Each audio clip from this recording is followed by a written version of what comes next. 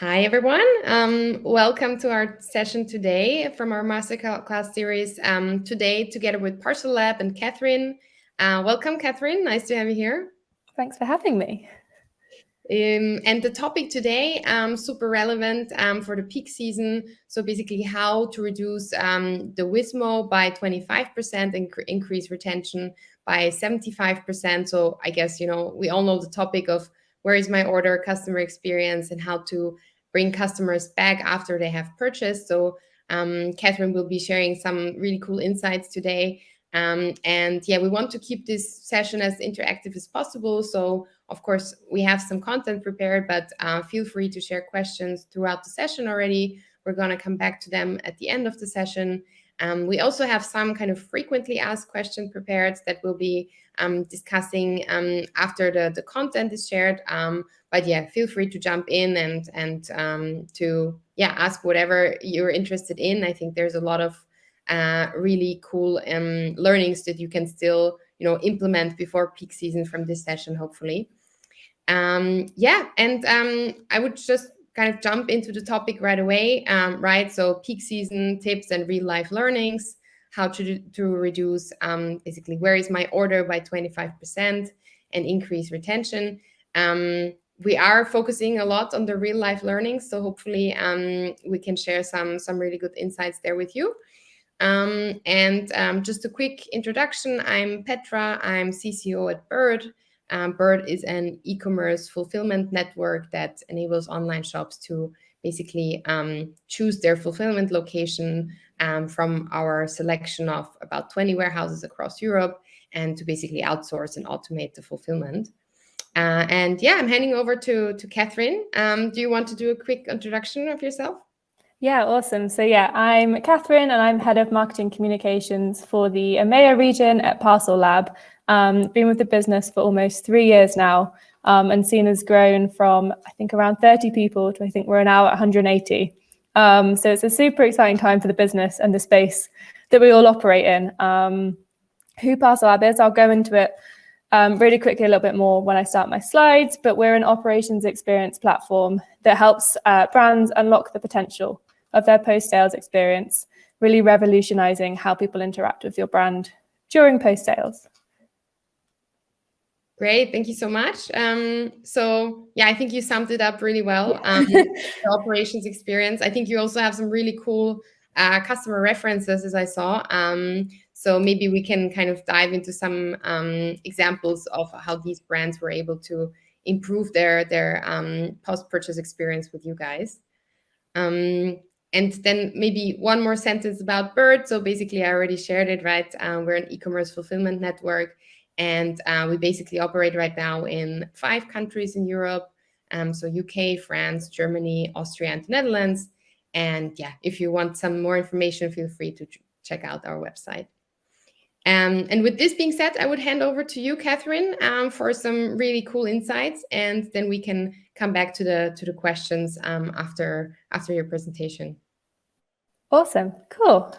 As we said, I won't repeat the title again. We're looking at WISMO and also customer retention.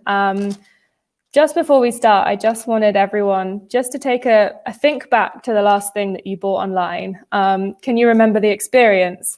Did the brand communicate with you throughout shipping, or did they rely on the third-party carrier to do so?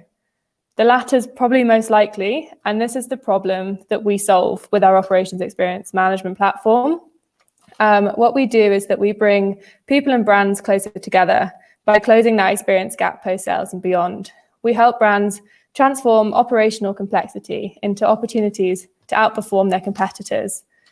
For brands, this means more chances to create relationships that last, great for retention. And for people that buy from them, it means turning those mundane operational moments into moments of joy. Now, I can't quite believe that I'm on a peak masterclass. How are we here again already? I'm not sure about anyone else, but it feels like peaks never really ended. E-commerce levels are at an all-time high, as we all know. And actually, e-commerce sales are expected to hit $4.2 trillion this year. Like, that is mad. And also, just 1/4 of that is just the US. So we kind of start to see how big this market is. And that's not even looking at what we're going to see during peak. And what we're seeing is that nobody can really predict. Too fast, sorry. No one can really predict what's going to happen during peak this year. Some suggest that we'll see a 10.7% rise on e-commerce delivery volumes. Others are saying that we're going to start shopping earlier to avoid delays. There's massive supply chain issues. There's carrier issues. What we're seeing is that people probably are going to start their Christmas shopping early November, and we'll experience that Black November again with high volumes of orders right through to Christmas. This is great news. Obviously, it means additional revenue right through Q4, but it also comes with those problems to your customer service teams and also to the supply chain. I'm going to split this presentation into two parts on those two topics. So first, we'll look at how we can reduce WISMO by up to 25%, and then how we can increase customer retention by up to 75% during peak. So what is WISMO? It stands for Where is my order? And is the most frequently received query that most retailers will get. These calls normally account for around 30 to 50% of all customer service inquiries, but actually during peak, they can reach 70 to 80%. That's a huge number. And they take up valuable time for customer service agents that could be spent answering queries and more critical issues. What is worse is that usually the agent does not even have the tool to answer these questions and often has to direct the customer to the carrier's helpline. But why do these calls occur? Shopping online is the most emotional part of the customer journey. Whether it's a dress for the weekend, a gift for your loved one, or medicine that needs replenishing on time, buyers want to know exactly where their order is and when it will arrive. They want to be informed proactively about any delays or deviation from the original promised delivery date. Unfortunately, according to our latest research at parcelLab, 87% of retailers stop communicating with their customers after that dispatch confirmation. The remainder are relying on either the carrier to communicate with the customer, or worse still, they receive nothing at all. Carriers often also barely communicate with customers during delivery, leaving them in the dark about the status of their order. In addition, we also found that carrier communication can even fail to show who the order is from. Like you can see here, my email from Royal Mail in the UK just says, your order from customer service is going to arrive today. I have no idea who this is from. I might have ordered from 5 different retailers. One of them might be the most important. This could be it, or it could also be one that I'm not that bothered about. I have no clarity on when that order is going to arrive. By leaving communication to carriers, retailers are creating unnecessarily confusing and stressful customer experiences post-sales and during delivery. And this in turn is increasing those WISMO inquiries. So why is reducing WISMO important? And how can retailers do this, particularly during peak? Good customer experience is key for retaining customers and creating those brand advocates. Plus, WISMO inquiries cost retailers a huge amount of money. Each call can cost between £2.50 and £5. That's huge when you think that 70 to 80% of those are about WISMO. So not only is it good business to reduce these inquiries and save huge amounts of money, but it also frees up masses of time for your customer service agents so they can focus on more important inquiries. Let me take you through our 6 tips for reducing WISMO all year round, but particularly during peak. So tip 1 is to create proactive multi-channel post-purchase communication. By taking control of communication post-purchase, retailers can proactively communicate with their customers at each stage of the journey. Sending regular updates via SMS, email, and also through WhatsApp and Facebook Messenger means that the customer is always in the know about their order, even if it's delayed. Tip number 2 is to communicate those delivery delays at checkout. This may seem like a really obvious one, but so many retailers fail to do it. Advertise those delivery estimates prominently on the homepage, on all your product pages, at checkout, wherever you can, really letting the customer know how many days the delivery is likely to take. And if you are expecting those delays, but can't predict how long, communicate this here too. There's no point hiding behind timeframes. Your customer just wants the truth, so just make sure you give it to them. In the UK, the retailer Marks & Spencer's, for example, increased their estimated delivery window last year during peak. Whilst many orders were still delivered during the normal time frame, Customers were instead delighted that the order arrived early rather than frustrated that it arrived late. These slight changes just mean your customer experience is going to be so much better, and they're not kind of being overpromised that things are going to arrive in 3 days and it takes 6. Just change those expectations. Tip number 3 is to keep the shipping status up to date. This follows on from my previous tip. Make sure you inform customers in real time about the status of their order during the shipping process. This is the most emotional part of the customer journey and the source of so many WISMO inquiries. By keeping customers up to date, rather than them having to seek the information themselves, they'll not only feel appreciated and acknowledged, but it's also great for customer retention. Tip number 4 is to set up a peak FAQ page. Many WISMO inquiries are all on the same questions. By setting up this FAQ page, you can direct customers here from the homepage, product pages, tracking pages, wherever, so that they have their questions answered easily and without having to reach out to your customer service agents. Include queries here about delivery statuses, times, and stock, whatever you're being asked. Speak to your agents, see what they're being asked, and make sure to include that on that page. Tip number 5 is to direct support traffic to other channels as well. Some people have to limit their customer support via telephone for technical or resource reasons during peak. So instead of that, direct customers to other channels such as Facebook Messenger or WhatsApp. It means that they can talk to someone and you can reply at your own speed. Less time people just sitting on hold and getting more and more frustrated. Display where customers need to get in contact with you clearly again on the homepage and tracking pages, as well as in those shipping emails. It might also be worth including a message to remind customers that they can only contact you once they've looked at that FAQs page first.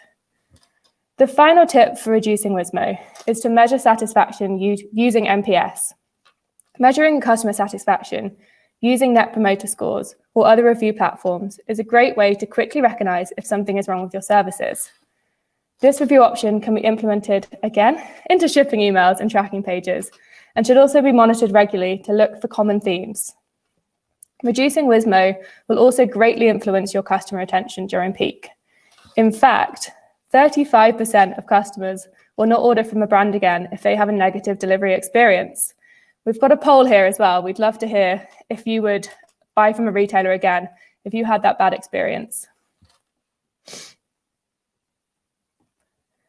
Peak is the perfect opportunity to turn first-time customers into loyal ones and increase customer retention. As customers, we crave information, especially when shopping online.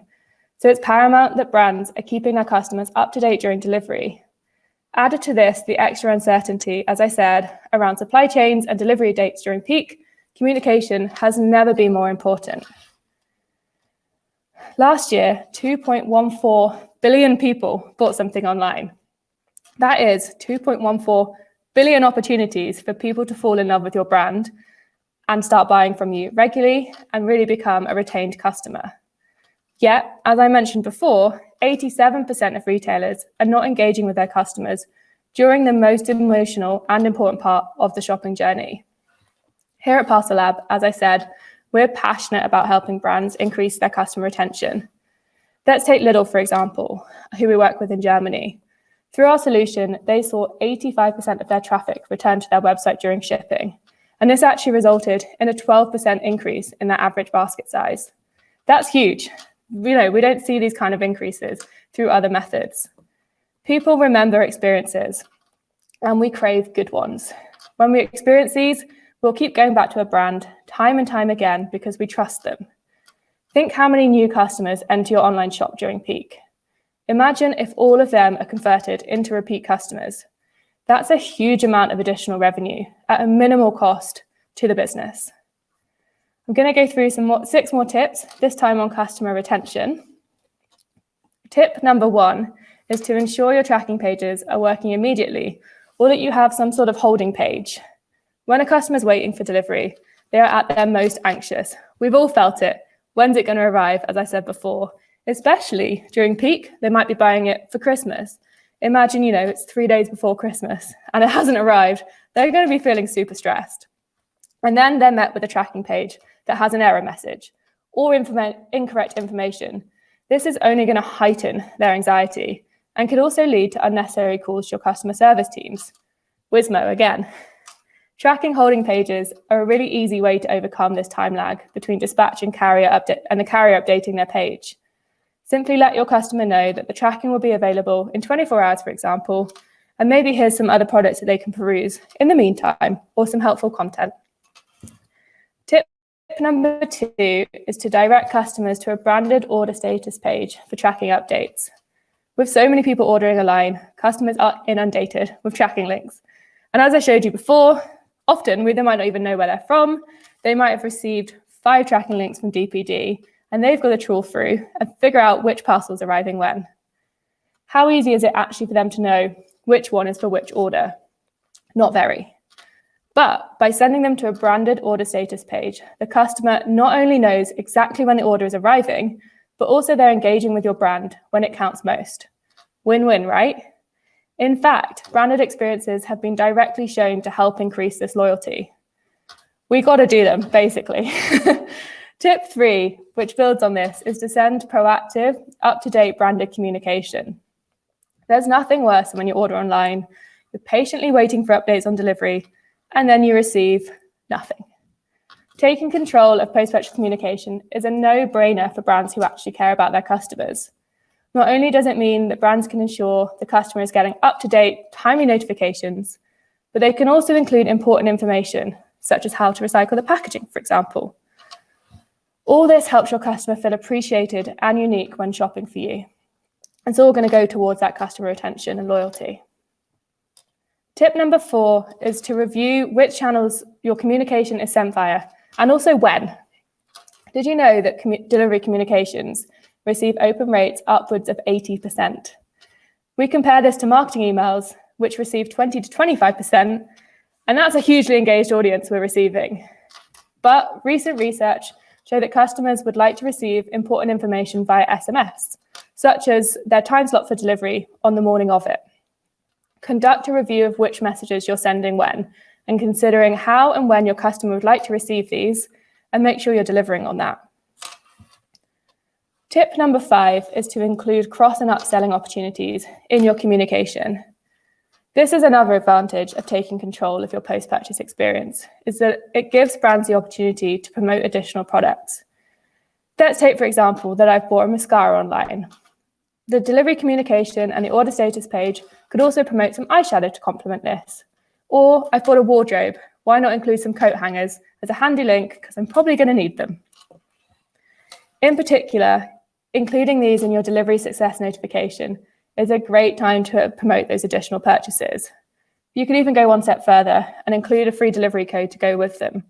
Next in the UK do this really nicely. In their delivery confirmation, they give you a free delivery code. If you order again within 30 minutes, you'll get free delivery. It's an easy way to get someone to just purchase again immediately and start to build that loyalty.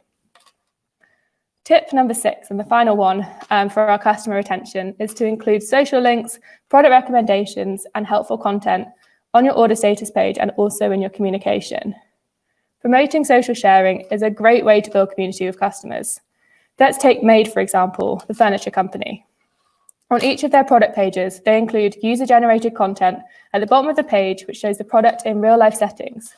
This is invaluable to customers who can not only get inspiration on how to style the products they're thinking about purchasing, but they can also quickly purchase additional ones if they're in your inventory. We're not only cross-selling, but we're also upselling. Win-win. Using delivery communication to provide customers with helpful content is also a great way to build loyalty. For example, using the wardrobe example again, sending a video of how to assemble it in that delivery success notification is going to earn you some serious brownie points. So they're not having to navigate through those pages and pages and work out what they're doing, which bolt goes where. Send them a video, send them instructions. They're going to really appreciate it.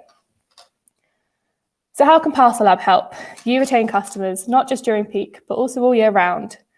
Our operations experience management platform gives brands complete control. In a nutshell, operations experience is everything that happens after a customer checks out. Think purchase confirmations, dispatch notices, and delivery success emails. There are countless operational processes throughout each customer journey, occurring in warehouses, on delivery trucks, during repairs and returns, and many more. During these processes, customer experience is so rarely managed, as I said before. That's largely because the amount of complex data that needs to be gathered, analysed, cleaned, and harmonised to deliver relevant, real-time value is actually just too overwhelming for brands. But the reality is that leveraging this data is key for outperforming our competition and impressing your customers. Operations experience management is the combination of these operational processes with customer experience, further enhanced by personalisation. But why is it important, especially during peak? With these engaging new touchpoints, brands can deliver more opportunities to make a lasting impact on their customers. Delivering real-time value and relevance through a personalised, engaging experience will maximise customer loyalty, reduce those WISMO inquiries, prolong brand engagement, and increase revenue. It gives brands complete freedom to personalise their post-purchase experiences. You can say goodbye to those generic carrier emails and tracking pages and say hello to beautifully branded and personalised delivery communications and order status pages. Thank you. Thanks so much, Catherine, for sharing all these insights. I think there's some really good ideas in there. I guess, sometimes it's not that complicated, but it's sometimes we don't think about all these ideas, like what you shared about, if you order within the next half an hour or so, you get a free delivery voucher, things like that. I think, it's actually probably mostly about testing and seeing how customers respond. But yeah, thank you so much for the presentation and for sharing your insights on this. I would suggest that we move over to the questions that we prepared, actually. But before we do that, actually, we posted the poll, right, about whether people would buy again after having a bad delivery experience. And it was a bit of a leading question, right? There was some who were saying yes, but actually the majority of people is saying no, of course. So I think there's, it's not that black and white, I guess. Sometimes if there was good communication beforehand, as I understood it from you, it's also okay if something goes wrong sometimes. But yeah, generally I do see the point that if you're counting on it and if it was communicated in a way that you will for sure receive your order at a certain time and then it comes late, then usually people are not super willing to come back. Yeah, so that's about the poll. Not very surprising, to be fair. Yeah, and we have some questions that we prepared for the audience. If you have some in the meantime, please feel free to ask in the chat. But I would kind of dive into great. There was already a question. I would dive in maybe into the topic of peak season is coming up, right? There's not too much time to prepare. So if a brand has limited resources, what would be, from your point of view, kind of the number one thing you would suggest to do to improve this? I think the number one for me is to manage your customers' expectations. As I said before, there's nothing more frustrating than ordering something, being told it's going to arrive in 3 days, and then it takes 10 days, 2 weeks, 3 weeks. I think it's all about truth. We all hate being lied to, and we all hate feeling like we've been kind of tricked, I guess. So doing things like changing your delivery estimation, if you know maybe it's going to be delayed, just kind of, I guess, overestimate, over-deliver is kind of what I would say there. And it's a really easy way to make sure your customers are not receiving their parcel being super frustrated. It might only be delayed by a day, but people are going to be super frustrated with you as a brand. And maybe when they know they have to have something that's arriving on time, they're going to remember that, and they're going to maybe go to your competitor or to a different business that actually articulated a kind of truthful, I guess, delivery expectation there. Yeah, totally agree. So I guess also for kind of times when the supply chains are under pressure, like peak times, that's what I understand is your number one kind of recommendation, right? To stick to transparency. Like, it's not really anything crazy new to be invented. It's mostly about kind of clear communication with the customer and keeping them informed about the progress. Definitely. And that's the thing, peak is only really 2 weeks away. It's going to start. If anything, it's kind of already started for some businesses. We're not going to make any groundbreaking changes in the next 2-3 weeks, but there's those kind of easy, quick updates we can make that then tides us through this one. And then you can start looking at the bigger picture after peak, see what your customers have done. Also speak to them. Use those NPS, use Trustpilot, use surveys, just see how they're feeling. I think often we forget that we're humans selling to other humans, and we kind of overcomplicate it and start to think, oh, well, they're going to want this and this. And actually, what we all want is just to know when something's arriving, not have to go searching for the information, it to arrive in a place where I want it. And also, you know, give me some helpful content at the same time, make me feel appreciated. And then we start to delve into those really personalized experiences. And that's when it gets super exciting. But there's kind of the basics you need to really nail down first. And then your opportunities kind of become endless, actually. It's kind of exciting when you delve into it. Yeah, yeah. But I agree. I think that the exciting thing is that you can do kind of very simple content adjustments very easily as a first step. And then when you really have time and can focus on it, really dive deeper into the more complex changes. But it's actually quite nice if you're not you don't have to have a big project team on this, I guess, to implement kind of realistic delivery times on the website. Yeah, I also think there's also, outside of delivery, there's like product pages. So I ordered something recently for an event. We were sponsoring an awards, and I needed a dress, and I was super last minute, ordered one in my usual size. If anything, a size up. It arrives, it doesn't even do up. And then I go and speak to a friend who's ordered there, and she was like, oh yeah, their sizing's terrible. You need to go like 2 sizes up for it to fit.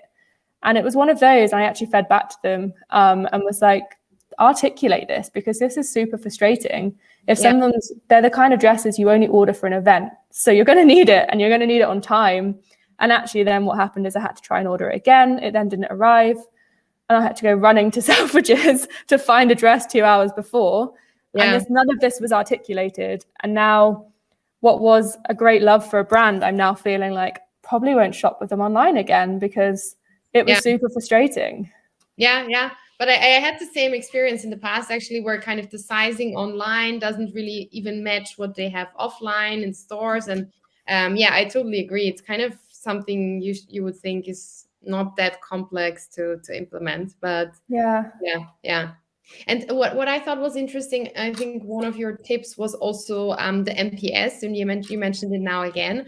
I was wondering, is that something where you would see changes that immediately, that you could really say, okay, the customer bought something last week, and you really see a negative effect on the NPS just because your service levels are somehow bad for a couple of days?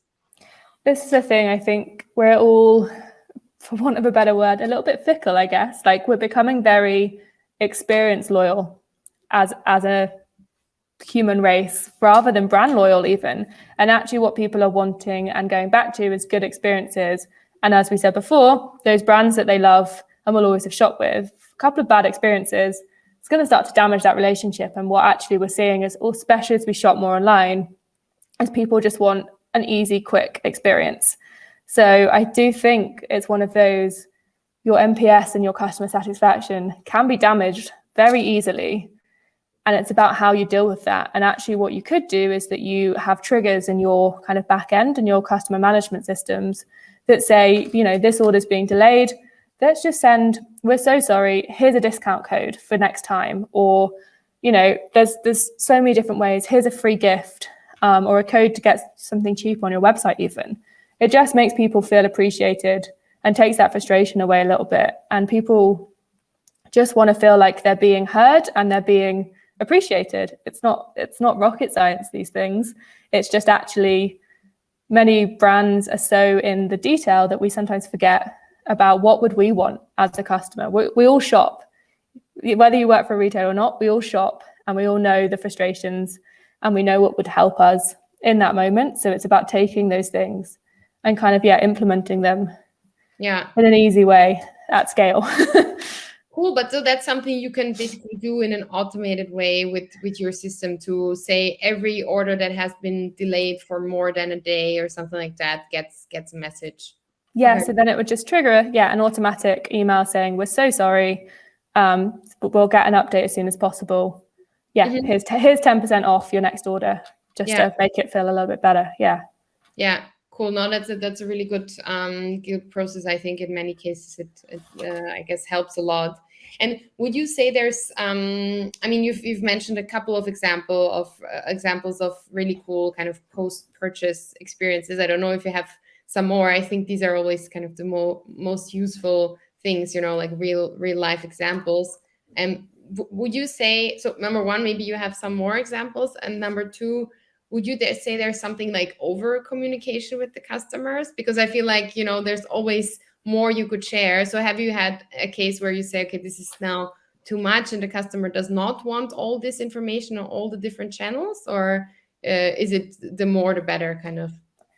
Yeah, I'll answer the second one first while I kind of have it front of mind. It's actually quite funny that you asked that. So I was talking to our CTO the other day about this, because I was like, what is the perfect number of emails? You know, is there that magic number? Is it 4, 3?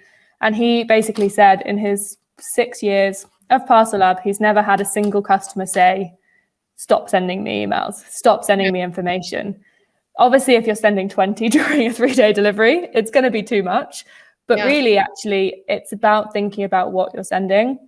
And as long as you're not spamming anyone, if anything, your customer's going to feel more appreciated because they know exactly what's going on. They might not open them all, but they're seeing it, and it's putting your brand back at the top of their inbox, text messages, wherever it is.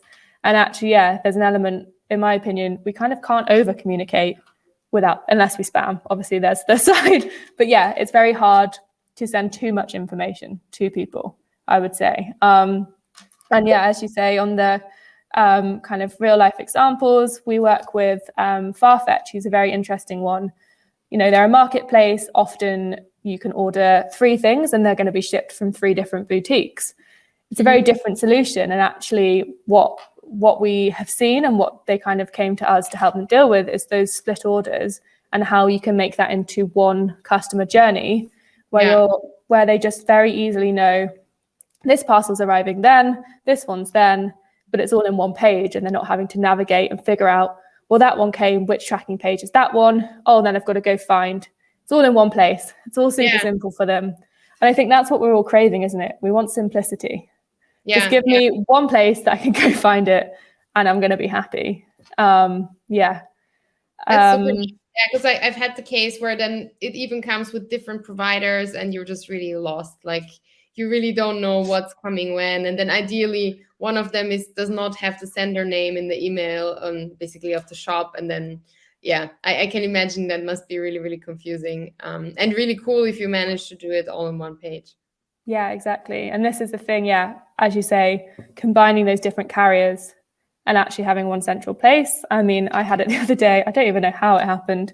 I ordered something. It was 4 things in the order. It came in 4 different boxes. 3 of them were meant to be on the same shipment provider. 2 of them have disappeared. They just didn't get delivered. 1 of them did. And then the other one got delivered 2 days earlier. And it's just this mess. And suddenly I'm like, have they lost my parcel? Is it still on its way? I have no idea what's going on. And there's no place for me to see this. And then they've sent, here's the delivery photo. And I'm like, it's not my house. I can't access that, because on the tracking page, it's showing the 1 parcel delivered. It's an absolute nightmare, split orders. And I think with the supply chain issues we're having, it's going to become bigger and bigger. And actually, that's when being able to put that all in one place is really super helpful. Yeah. So I hope you reached out to the company after your experience. Yeah, via WhatsApp, because I didn't want to be on hold. See? that helped with one of those tips. I was like, oh God, I could do it while working and WhatsApp them and get them to sort it out. Yeah, that's unfortunately, but I do understand the complexity of split orders. That is also for us kind of within the fulfillment business kind of complex, right? So even if we ship it from one warehouse and it's one order at the beginning, but then you have to split it up because the items are too big or something like that. And it just creates a lot of complexity in terms of communication with the customer. It's cool that you have found a solution for that. Yeah. And one more thing that I thought was very interesting that I hadn't heard before was the holding page that you mentioned. Because we often also have this, right, that we create the label, and then when you create it in that moment, it's not tracking is not available yet. And then I think usually the carrier says something like, please update this page at a later stage, but it's not very kind of reassuring for the customers. So basically, what you do is you have a link that will update itself once there's tracking available, or how does that work within your solution? Yeah, so obviously, as you say, the label's created, it's scanned, and that then triggers the dispatch confirmation for many companies. And then often you go to a carrier site and you're either placed with like, this order does not exist, or with please check back in 24 hours or so, and it might appear.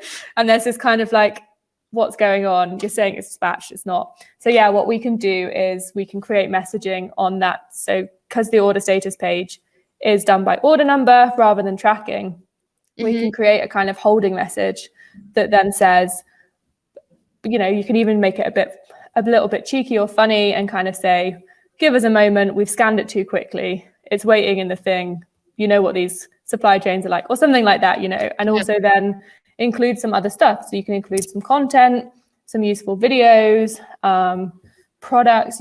When you've got that control, you can really personalize that page. And what is quite a confusing stage when you're suddenly like, you're saying it's dispatched, but it's not, and actually suddenly create this page that really engages your customer. And then, they're going to keep checking that back, and then it will eventually obviously update when it's triggered from the carrier side. So yeah, it's quite fun when you have that control. You can kind of change things there.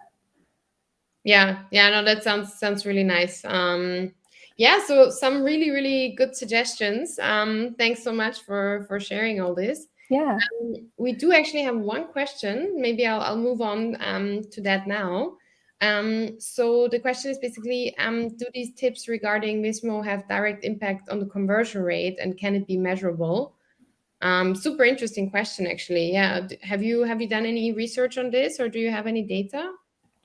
So we have some businesses. So we actually, through our communication, reduced for Berlin Brands Group, we reduced those inquiries by 24%. So that's a massive decrease there. And actually then that means that those customers, rather than ringing your customer service, are going straight back to your webpage, which then is going to increase your basket size, your repurchase rates, and all that.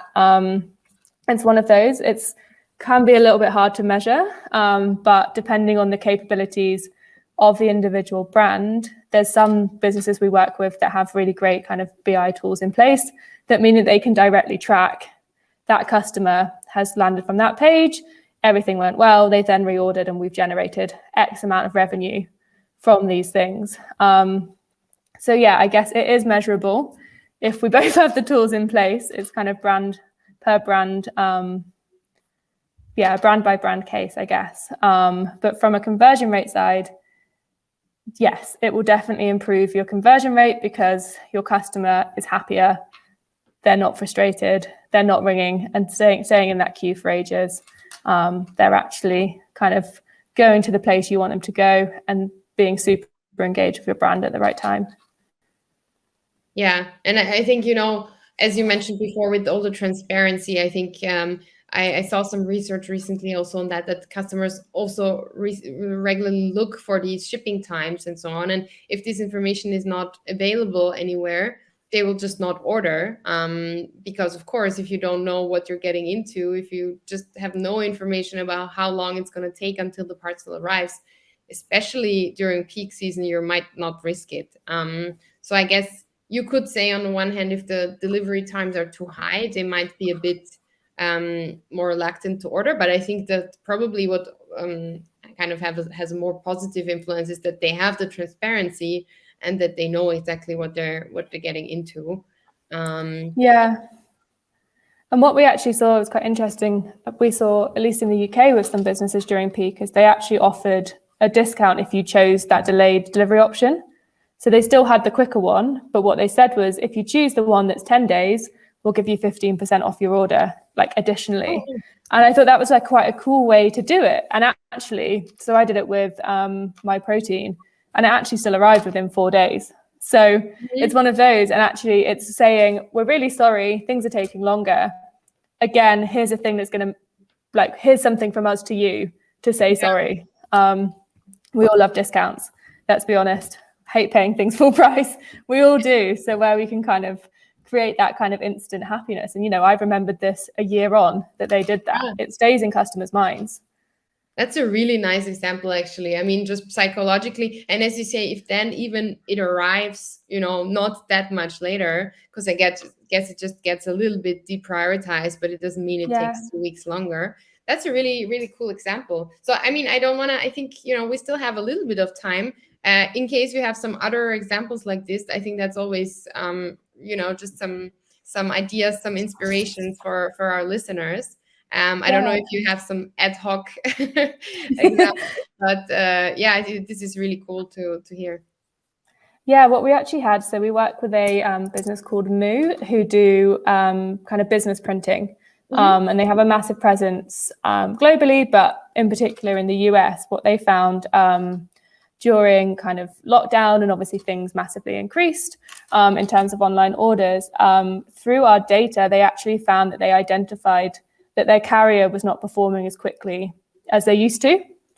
But it wasn't, that information wasn't being passed on from the carrier, but they could see, oh, actually, within, you know, parcelLab's dashboard, we're seeing that things are taking a little bit longer. You know, we need to update our customer expectations, delivery windows. So again, they're not being delayed. Actually, we just adapt it slightly. We add a couple of days. It gives us that leeway. And actually, they kind of said, without that kind of data and an insight into their carrier operations, they'd never have known that, because the carrier themselves is not going to share that information willingly, that things are slower. So it's kind of fascinating when you start looking like that. And we also had it during the flooding as well. That obviously happened earlier this year.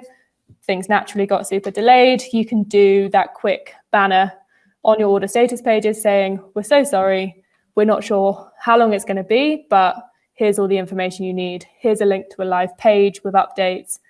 There's kind of all these options that it gives you. And we had it for, you know, we had a COVID banner as well when things first kind of kicked off, to say things might be slower. We all, you know, we're understanding in these situations when they're kind of freak events or things are out of the brand's control. You're not going to be annoyed if it's going to take 2 weeks, as long as they're telling you what's going on. I think it's just reiterating that. Just tell your customers what's going on. And then, they're going to be a lot less frustrated with you when things take longer, because, you know, things happen. And that's not what ruins an experience. It's the lack of communication that stays with your customer, I'd say. Definitely. And as you're saying, right, it's usually events that customers are aware of because they're in the news, or they're kind of more regional or global issues that they understand at the end of the day, if you share it as a reason with them. And we also see that actually quite a lot, that some, you know, the performances of carriers varies quite a lot, and especially during peak times, it can get a lot worse than usually. So it's really great if you can have kind of this dynamic information, based on what's happening currently. Because on average, of course, the delivery time might be completely different compared to what you're experiencing at the moment. Yeah, and even, you know, stuff like you might have a COVID outbreak in your warehouse, and you can just instantly say, we're really sorry, we're figuring it out, like, bear with us. And that's, I think we're all understanding people. Most people are anyway. And people don't want to ring customer service, is what I would say. People don't want to have to say, what's going on? Where is it? So if you can give the information that avoids them having to do that, then that's going to be great. Because otherwise also they go to channels like social. So then your social team's having to deal with it as well. Yeah. And it's just creating this like time zapping situation that could easily be avoided by just keeping people up to date and not kind of hiding information, I guess, is what sometimes customers feel like they're kind of being left in the dark and something's going on, but I don't know what's going on. So therefore I feel a little bit lied to, I guess. Yeah. And it's true. I agree. I mean, it's actually kind of funny that we make customers kind of call, because I feel like especially the younger generation, they don't really want to call anymore, right? They want to have kind of more this communication via email, SMS, and so on.